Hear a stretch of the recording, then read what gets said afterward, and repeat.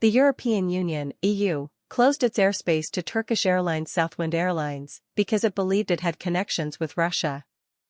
RT reported that on March 25, the Finnish Ministry of Transport banned Southwind Airlines planes from flying through the country's airspace.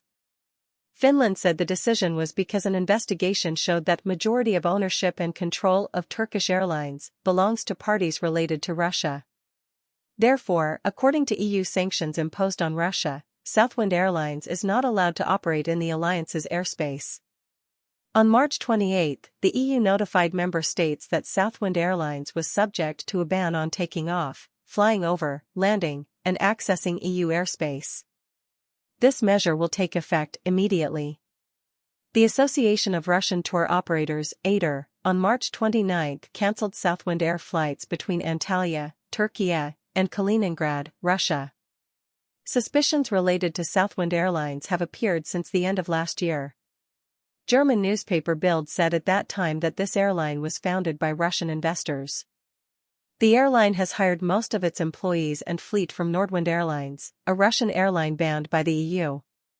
However, Safa Orik, head of aviation safety at Southwind Airlines, confirmed that the airline is owned by a Turkish citizen and registered in Turkey.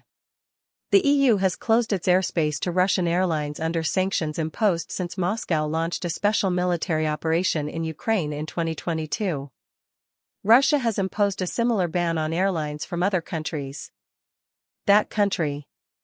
In February, the EU and US introduced another set of sanctions against Russia targeting multiple entities in several countries, including Turkey.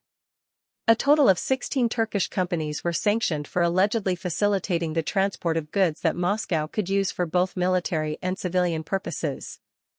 Washington also warned Ankara that Turkish banks and many other companies could be affected by secondary sanctions for doing business with Russian businesses and organizations.